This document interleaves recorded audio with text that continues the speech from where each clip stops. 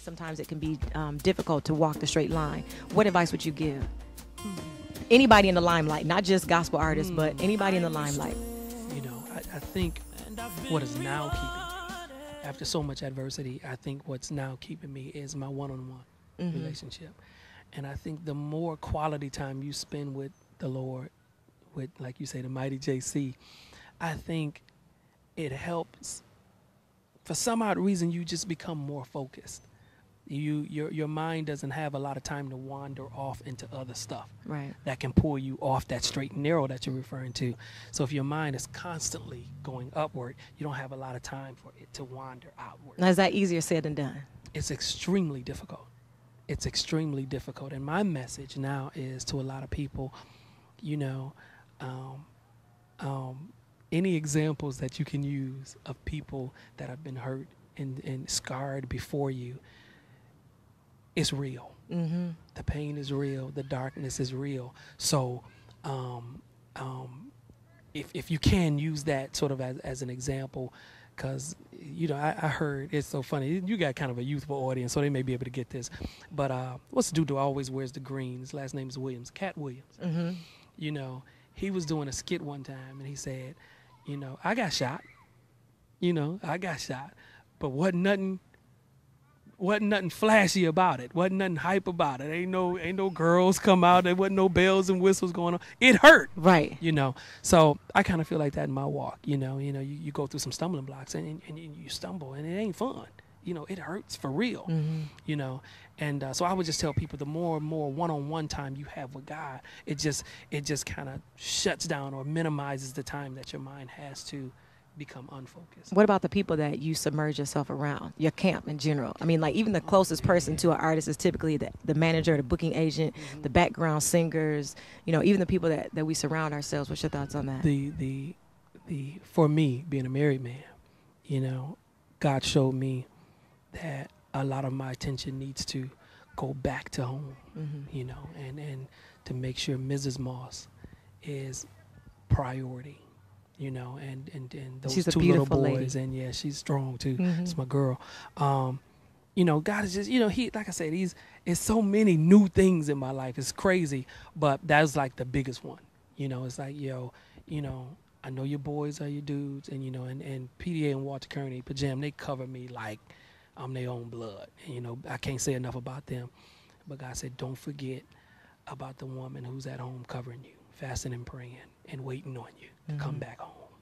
And so a lot of my attention now is focused back at the crib. So on the album, what would you say is the anthem? Obviously, anthem. I'm not gonna tell y'all. I'm not gonna tell y'all too much because y'all need to go get the album September 25th. So we're just gonna talk about a couple of songs, not too many. Yeah. But I love Just James. Yeah. Why do you like Just James? The track is just sweet. Let me be Meech for a minute. Why? So why are you trying to flip what's the story behind? What's the feeling behind Just James that you got? The story behind Just James is, seriously, I can ride to that all day. You can ride to that. What is ride to that? What is the in my car? I mean, but what is that? Because I'm the kind of person, I like to be in my car. I need to be able to ride to it. I love that song. So when you're riding, what are you coming up with? What kind of thoughts are you having when you? I think you're describing yourself. But I hear that. I hear you talking about, you know, Just James, and you like, it's Just James. But I start that song off saying, I'm not one to make excuses. I don't want people to think that this joint was something I wrote for justification for anything. And I didn't want people to insert their name feeling like they needed justification. Everybody knows right's right, wrong's wrong. You know, just line your behavior, your life up with the Bible. If it's wrong, it's wrong. If it's right, it's right. Ain't no middle ground, okay? So I didn't have to write a song to justify James. Basically, God just gave me that to say, you know what? We got to stop turning people into little earthly gods. We are just people. You ain't nothing but a person. That's right.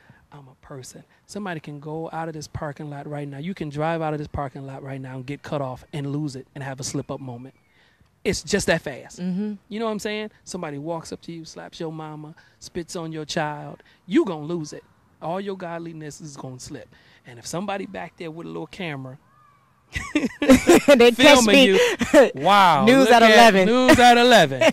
You know, Meech, on the stumble. You know what I'm saying? And my point is we got to realize that she's just our sister. She's just another person. Exactly. And that's what you think we hold people about. too high sometimes? I think we look too much at God's greatness in man, and we should just focus on God's greatness, because God can use what we want to use. That's right. From jackasses and gifts come out calling and repentance. You understand what I'm saying? So I think let's celebrate each other. Let's have fun. When you come out, I'm gonna clap. When I come out, you clap.